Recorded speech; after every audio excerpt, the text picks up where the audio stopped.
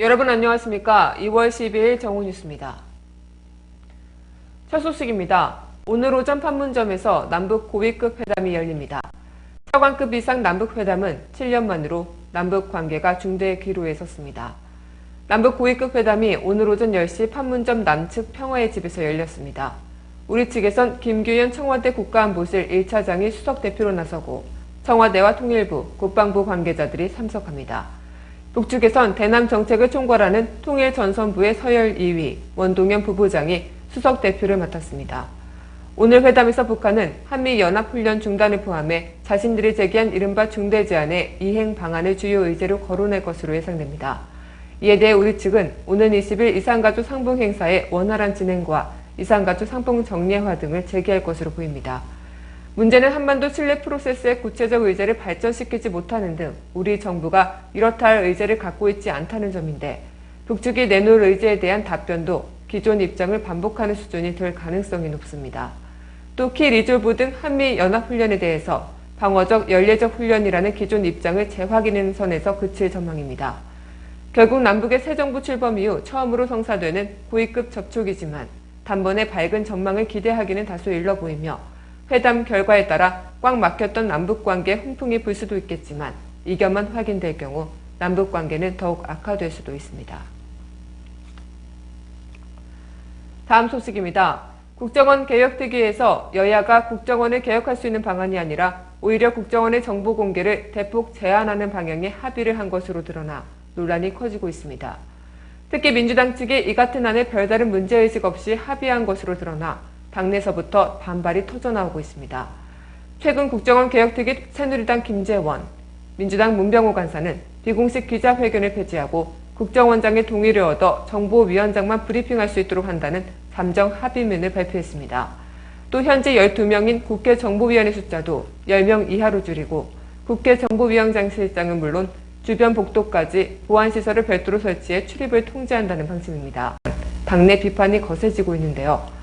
문 의원은 어제 이 같은 합의를 한 배경을 국정원에 대한 통제를 강화하기 위해선 국회와 국정원 간의 신뢰 관계 구축이 우선이라고 설명했습니다. 하지만 민주당 내에서는 이 같은 방안은 당장 지난 대선에도 개입한 전력이 있는 국정원에 대해 정보 공개를 축소시켜 오히려 강화시켜주는 자책골이라는 비판이 나오고 있습니다.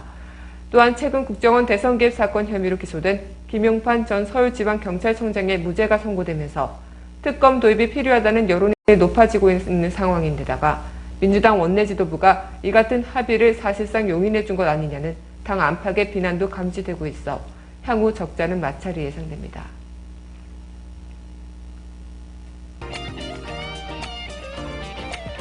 단신입니다. 청와대가 천혜성 전 통일부 통일정책실장에 대해 청와대 국가안보실 산하 안보전략비서관 내정을 전격 철회한 것으로 오늘 확인됐습니다. 후임인 전성훈 통일연구원장이 거론되는 것으로 알려졌습니다. 민경욱 청와대 대변인은 이날 내정 철회 사실을 확인하면서 통일부의 필수 요원으로 가장 중요한 인재여서 통일부 업무에 지장이 있을 것으로 판단돼 다른 분으로 대체한 것으로 알고 있다고 말했습니다. 1988년 남극 세종과학기지가 준공한 지 26년 만에 우리나라의 두 번째 남극기지인 장보고 과학기지가 문을 열었습니다. 이로써 우리나라는 세계에서 10번째로 남극에 2개 이상의 상설기지를 보유한 국가가 됐습니다.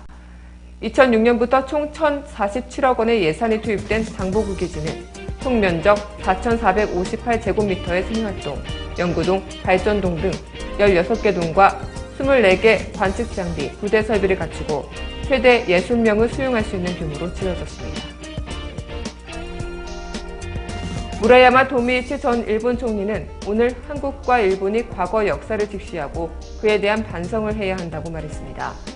무라야마 전 총리는 이날 국회의원회관에서 갈등을 해소하기 위해서는 우선 과거를 반성한 후에 미래 지향적인 관계를 구축해야 한다고 강조하며 국회에서 무라야마 다마를 계승한다고 표명한 바 있는 아베 총리가 이 표명을 존중하며 그대로 실행할 것이라고 믿는다고 말했습니다.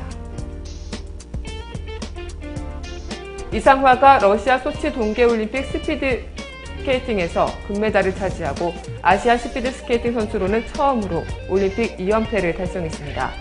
이상화는 어제 러시아 소치 동계올림픽 스피드스케이팅 여자 500m 경기에서 1타, 2차 레이스 합계 74초 70을 기록하며 1위를 차지했으며 올림픽 신기록을 세웠습니다. 오늘 뉴스를 마치겠습니다. 고맙습니다.